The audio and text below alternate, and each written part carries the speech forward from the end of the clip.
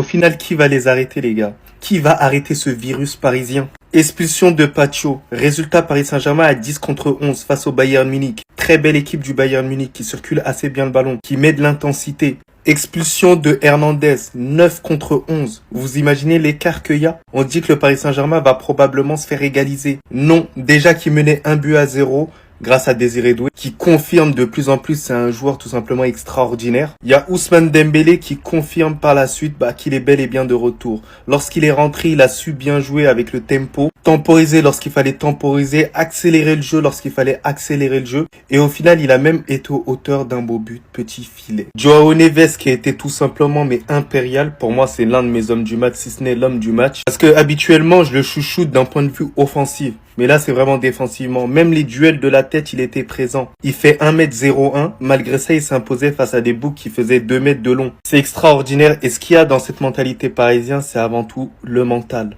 Mais c'est en vrai. À toi? Moi, tout comme bien, alhamdoulilah.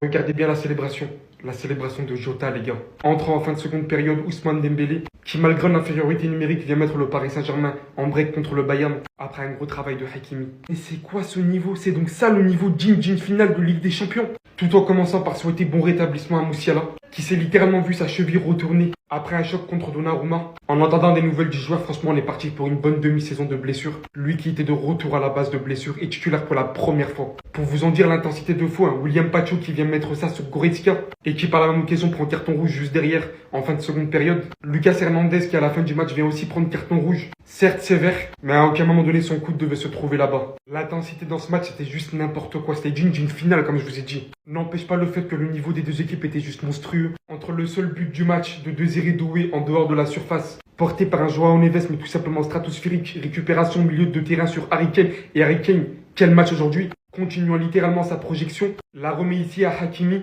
puis la reprend derrière une fois qu'il aura pris un peu de profondeur. Tout simplement, comme vous pouvez le voir jusqu'ici, il va feinter le joueur bavarois, se libérer de ses espaces à ce moment-là, pour venir tout simplement glisser ce ballon à Doué. Il a tout simplement orchestré l'action jusqu'à lui dire vas-y, tire. Mais s'il y a bien un joueur qui méritait aujourd'hui, c'était bien lui. Est-ce qu'il y a un truc que ce mec ne sait pas faire?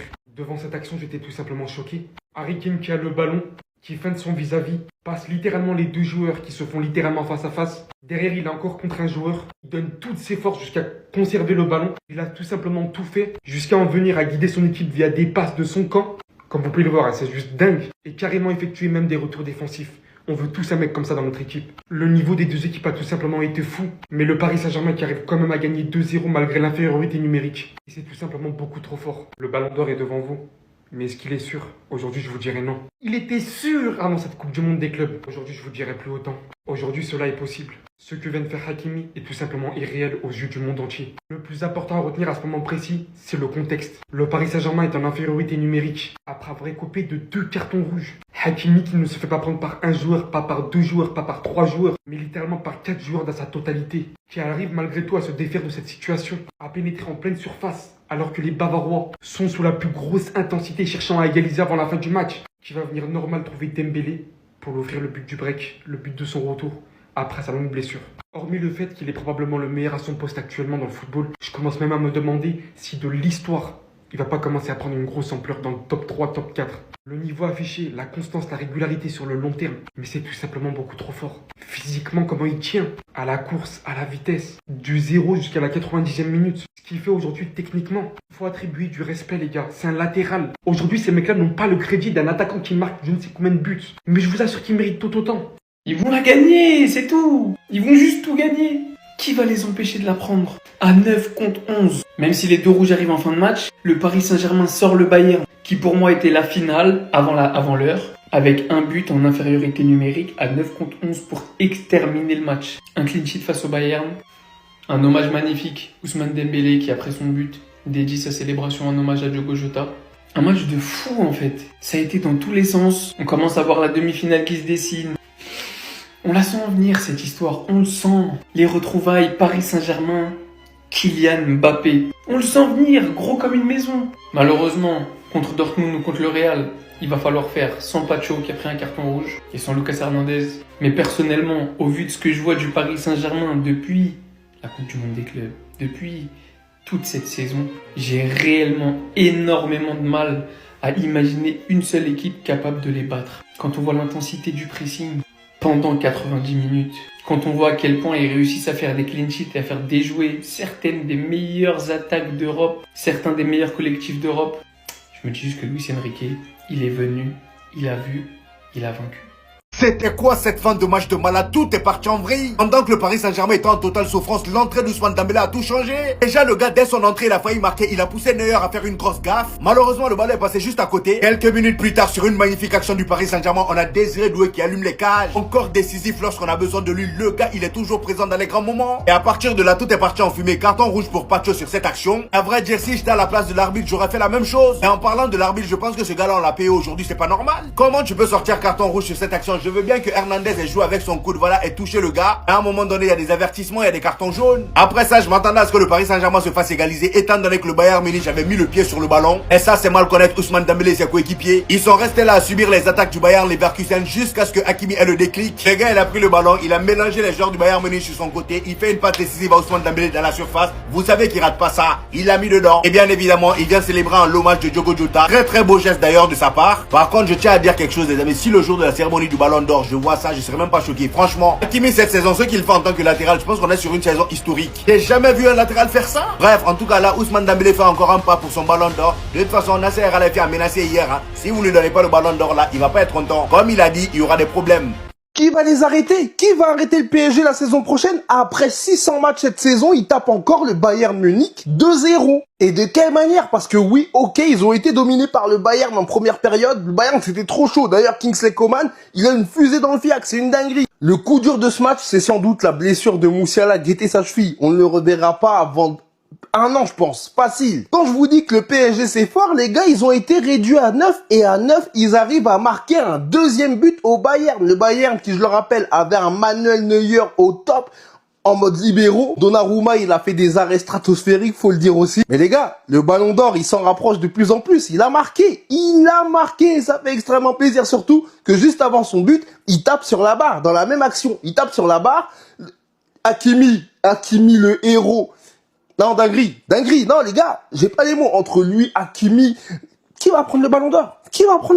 Dites-le moi. Ousmane Dembélé sera Ballon d'Or. Et là, encore plus, quand ils vont prendre là le trophée des champions, après 800 matchs cette saison, vous allez voir l'heure. Vous allez lire l'heure, comme on dit.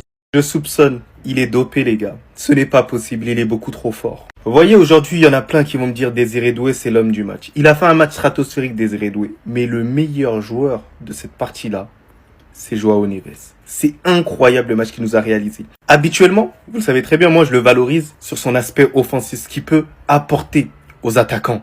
Mais là, aujourd'hui, c'était une dinguerie défensivement. Il a montré qu'il savait faire autre chose que seulement défendre. Et ça montre la carrure d'un grand joueur tout simplement. Et je vous le dis, c'est l'un des meilleurs milieux de terrain au monde. Aujourd'hui, il a réussi 4 tacles, 5 récupérations de balles, 7 duels sur 10 remportés. C'est impressionnant pour un milieu de terrain, les gars.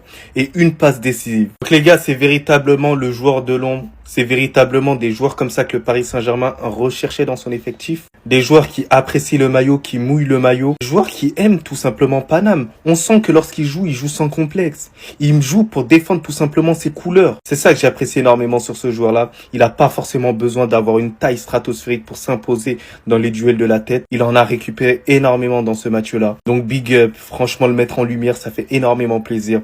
Donc big up pour ce joueur-là. Harry Kane, le maudit. Peut-être le joueur qui restera dans l'histoire comme le joueur le plus sous-coté de toute l'histoire du foot. Capable de faire des récupérations. Regardez juste où il récupère la balle. Comme capable d'envoyer les plus grands bangers de l'histoire. Mais en regardant le match, j'ai réalisé une chose. Le football a eu de la chance qu'Harry Kane ait joué à Tottenham pendant toutes ces années. Imaginez 2 petites secondes si Harry Kane, depuis le début de sa carrière, avec le talent qu'il a, la finition, sa qualité de penalty, sa qualité de passe, son jeu de haut but. Bref, vous savez Harry Kane à quel point il est polyvalent et à quel point il sait tout faire. Imaginez juste si cet homme avait joué au Real. Imaginez juste si cet homme avait joué à City. Imaginez juste si cet homme avait joué au Barça. Imaginez juste si cet homme avait été au Bayern plus tôt. Imaginez juste s'il avait joué dans les grandes aires des plus grands clubs et qu'il avait affronté votre club. Alhamdoulilah, il était enfermé à Tottenham. Alhamdoulilah, Harry Kane, il était emprisonné. Il était dans ce club qui ne gagnait rien. Il aurait massacré le football. Et je vous jure, on parle de lui. mais tellement fort qu'on parle tellement pas assez de lui. Et malheureusement, à la fin de sa carrière, on dira oui, mais il a pas de palmarès, il joue à Tottenham, vas-y, la Bundesliga, c'est facile. C'est dommage. Parce que quand on regarde les matchs d'Harry Kane, on voit que c'est un vrai génie. En tant que neuf, c'est un génie. Il a beaucoup de choses à envier en termes de carrière, de palmarès. Mais sur le rectangle vert, je vous jure qu'il n'a pas grand-chose à envier à quelqu'un. Même personne.